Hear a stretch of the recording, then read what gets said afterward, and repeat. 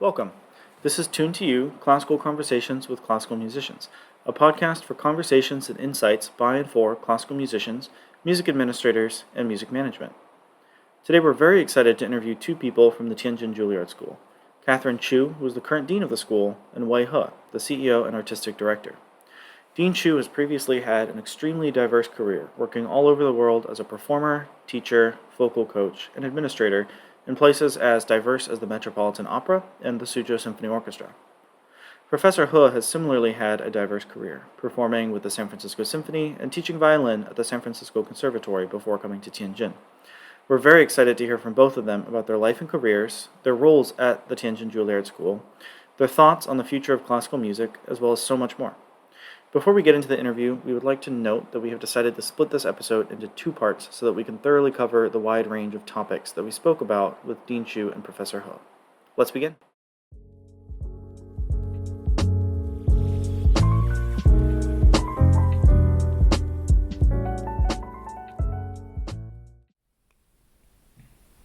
So I have a question for both of you. How did you each get your start in music? What were your kind of early beginnings like?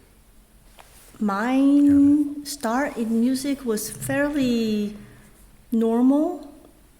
I listened to my neighbor play the piano. I thought that was a good idea. I liked it, so I asked my parents for piano lessons. And that was that. No one in the family is a musician, but they saw that I was intrigued and interested, and it was out of my own accord. So they got me started in lessons. It's pretty natural. My parents, they love music, especially my dad. He's an amateur playing all sorts of instruments, from violin to Chinese violin, erhu, to bamboo flute, and he loves singing. So I guess he wanted me to also inherit some of his passion. When there was an opportunity, somebody he knew through somebody, there was a good teacher at the local conservatories teaching violin, and he thought, okay, maybe this is a chance he didn't want me to pass on. Yeah, so both of your careers, you kind of ended up in more leadership roles. I'm wondering if that happened by chance or if this was maybe an intentional decision in your careers. In my case, it definitely happened by chance. I didn't plan to be where I am. Today, I set off to become a vocal coach, and I made that decision pretty early on. But it was, over the last 30 years, one thing led to another. And, one just begins to accrue, to accumulate experience and think, well, what else might I do in life? Yeah, I think that's an interesting question, because it's hard for me to imagine somebody from young age and have set the mind they want to be a leader for the rest of their life. And I think the understanding of what leadership is, what it takes to become a leader, can be quite vague, or seems remote from people, most people, I would say, young age, including myself. I think we would pursue something attainable, close to us, somebody we can look up to, and following our own intuition at an early age. So I did not think I was going to become a leader. I didn't even understand what leader was about. But I will say that, when the opportunity did come, instead of questioning myself, obviously I sought consultation, I sought advice from mentors and teachers and people that, that I looked up to. But I saw it as an opportunity to really help others, right? To be in a position to effect something positive. And I didn't see it as the role of a leader, but more as more in the role of someone that could have the possibility to go further, go beyond for the greater good. I mean, both of you have very diverse roles, in teaching, performing, and in administration. What do you think are some of the benefits of having a career like that, and how do you manage your time? Oh, well, I think I've talked about my personal story at many different occasions of these choices of taking on administrative roles in in not even my mid-career as a musician. I remember when I was asked to join the Tianjin Juilliard School as the inaugural dean. I took the phone, called my old teacher, my mentor, and my friend and colleague. Her name is Camilla Wicks, because I trusted her so much. I want to hear her opinion. I asked her about if I would be able to succeed in this new adventure. And she didn't even hesitate. She said, of course, you're going to succeed in whatever you set your mind on. But first, you need to remember you are a musician. And second, you are a teacher. And then you'll become a great administrator. I have to say, I didn't quite understand what she was talking about and why in that particular order. And years later, as I'm starting reflecting more and more, and I found there's a lot of wisdom in there. For me to have being a musician, to have that as my deep root, to have that the empathy, to connect. Whenever nowadays I perform much less, but when I do stand on the stage, share the stage with my colleagues, I enjoy that experience, not just being on the stage playing the music, but to step out of my role as an administrator, but to take risks, to experience that with our colleagues, and also become a teacher for my role, constantly remind me why I'm doing this for, right?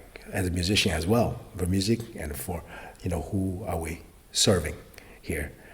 Sometimes you can't get kind of caught up with your job. You feel like this is a job you need to do well, and you forgot, and with your passion, what's at the beginning for your passion, what drives the passion, and who are you serving. So that's really important reminder for me constantly as a musician, as a teacher, serving my current role as an administrator. And also all these functions and responsibilities and expertises inform one another, right? Mm-hmm. As a musician, I don't want to be managed by a musician, someone who understands the pressures, the anxiety, the stress, the stakes, the sacrifice that come with being a musician. So I'd rather be managed by someone who has been there, done that, has walked my walk and been in my shoes, than someone who is just a simple sheer administrator.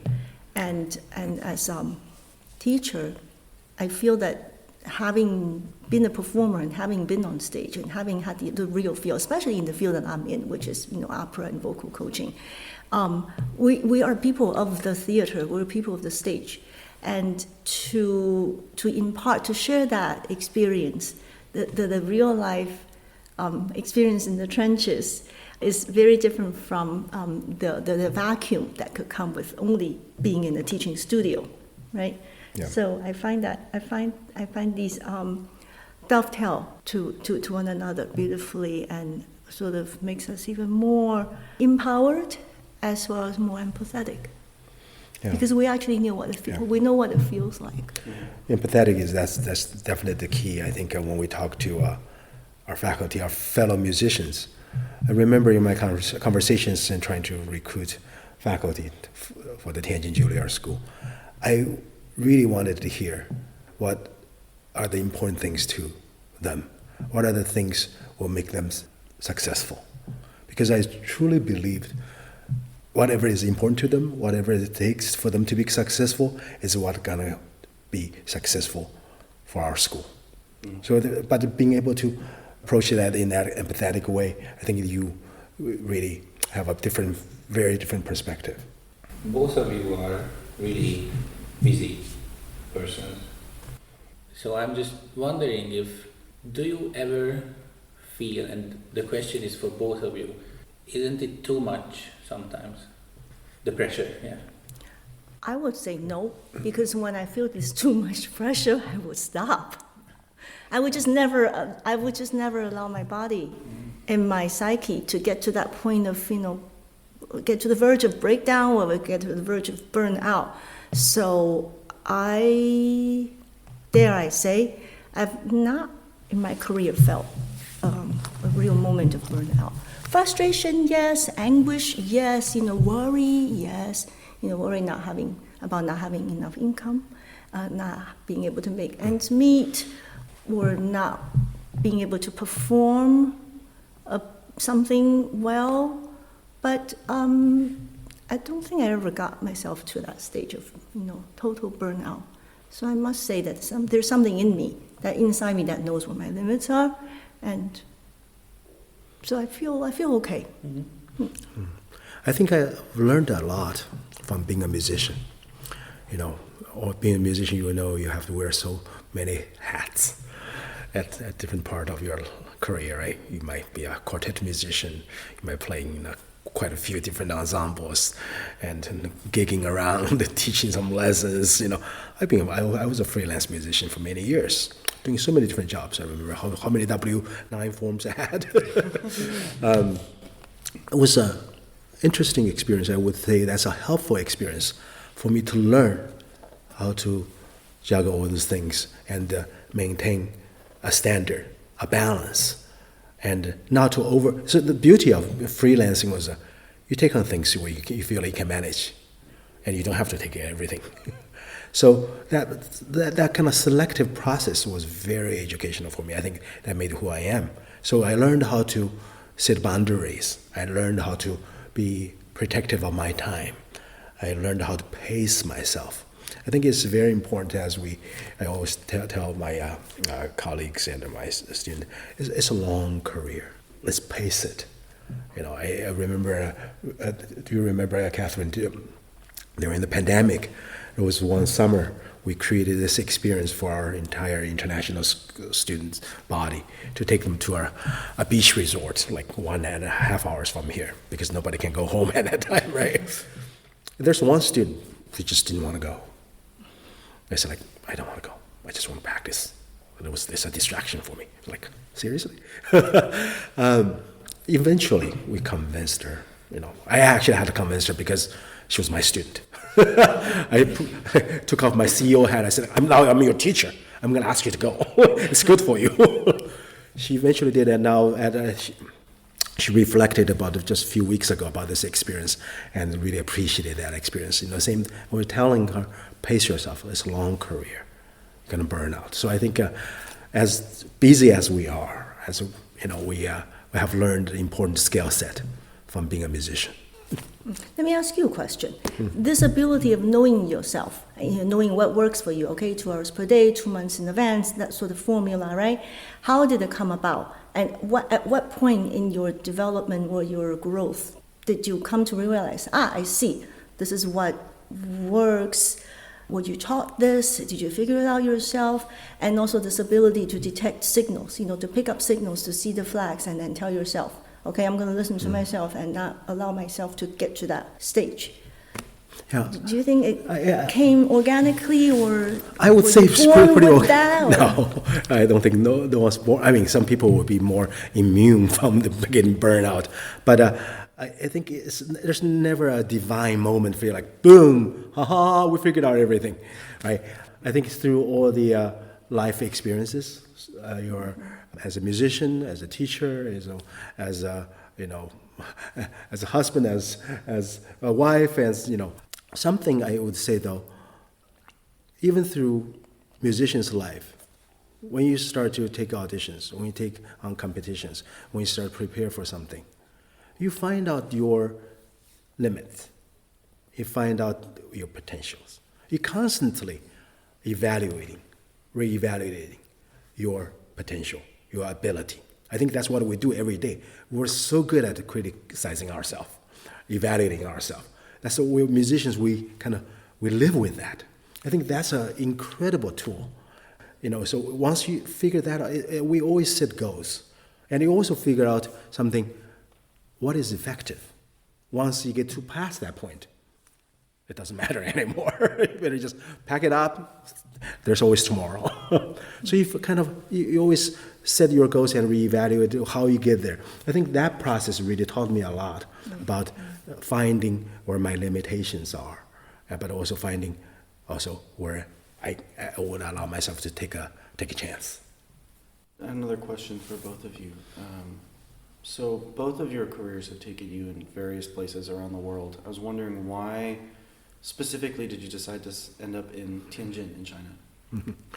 Yes, that's usually the question we ask our faculty. Why do you apply for Tianjin Juilliard? I asked you, right? The mission, the vision. Well, I was already in China before I came to Tianjin. I've had 2.5 jobs in China prior to joining Tianjin Juilliard. I moved here in 2011 to join the National Center of Performing Arts as Director of Music Administration. And then in 2017, I moved to Suzhou to become the inaugural Executive Director of the Suzhou Symphony Orchestra. So, 3 years after my journey, my tenure with the Suzhou Symphony, I got a call from Wei. And they've been looking for a clave piano faculty, and he invited me to come visit. I did, and back then, this building wasn't even finished yet, and Tianjin Juilliard was operating out of the premises of Tianjin Conservatory, and at the time there was only the pre-college in operation. So that I happened to come to the pre-college open day, open house. And so witnessed the pre-college in full throttle, full blown action, and was really taken by the mission and by the vibe. It felt like, the conservatory that I know. It felt like the kind of education that I was familiar with. So he invited me to join the journey, and here I am. Did you want to tell the whole story? Of what? I think I shared it with you, the other side of the story. So why did I call her? Did you tell anybody? No, I didn't tell them yet. But I think I shared it with you, right? Oh, yes. I wanted to call you the moment when I got to China. You just left. That's right. NCPA. I just left the NCPA. Her name came up, of course, as a collaborative pianist. Immediately, I wanted to get in contact with her, but I found out that she just left her post from Beijing, the National Performing Arts Center, took on an administrative job. And it seems to me, I said, wow, that's quite a change of a direction where you're going, because you were the vocal coach. They set up the opera center there. I said, maybe the ship has already sailed. So he thought I was changing profession. Exactly. It's like, okay, she's gone to the dark side now. She's going to become an orchestra manager. So, okay. But years later, it circled back. By that time, when I called you, I wasn't just looking for you as a vocal coach or collaborative pianist. At that time, I was very taken by her journey. She's been to NCPA. That was a startup. She was there as one of the founding members. Then she went to another startup, Suzhou Symphony. And you see something common now? And now I'm starting a new school. I need somebody who have been in startups. Right, so more than your experience sometimes really shapes who you are, but also opens up all different kind of possibilities you probably never thought of, right? Yeah. And myself, I wasn't in China. I was in San Francisco. I was teaching there, a place I taught for almost 20 years now. By then, 2017, Juilliard called, asked if I was interested in knowing more about this project. Of course, as a Chinese American, I've heard about this project. I didn't know much about it, so I heard more. The more I learned about this project, the more I was interested in. This is my first job in China, my only job in China. Unlike her, this is her third job. But this is why I think it's a nice combination to have the perspectives and the different lenses. You are a homegrown Chinese American, but homegrown, like Yeah. your early musical education, you know, right. was steeped in this place. So you have that, you know, up close and personal experience to what every student has gone through here. I came in as an outsider, actually, having grown up in the West, but I got an insider's look into arts administration from within, you know, the Chinese style arts administration, many of which was like foreign and new and surprising to me. I've gone through my period of adaptation. So, so to bring that local knowledge, you know, as a foreigner who lived here for 11 years to a startup, I think, and combined with your local knowledge, but, you know, the return of a native. Sort of local knowledge. Exactly, No. but no, I shouldn't say local, but it's more than that, you know, this return of the native narrative, that, you know, combined with modern day, how shall I say, art management, modern day, just musician in these new realities, in these new globalized realities, and I think it's a unique combination that takes, I think, fate to And I think, make happen. yeah. It's definitely, I think, the question that we asked our faculty quite a bit, you know, why are you coming to China, right? Yeah, you see, a lot of faculties are very established faculty. It's not like they're looking for a first job. By really looking into China, we always have to identify the faculty with the right reason, in the right part of their career. And so we always ask this question, you know, why China? And then why do you want to move to China? I ask myself that question, so as you asked, moving to China, you know, my wife and I, we met in the States. We never thought we would actually move back to China at that time. We enjoyed our home in San Francisco, you know, we adopted a lifestyle there. But what intrigued us most was the possibility to make a greater impact. And that happened to be the reason for a lot of our faculty as well when they joined us. So I think it was definitely this sense of mission-driven, that's for sure.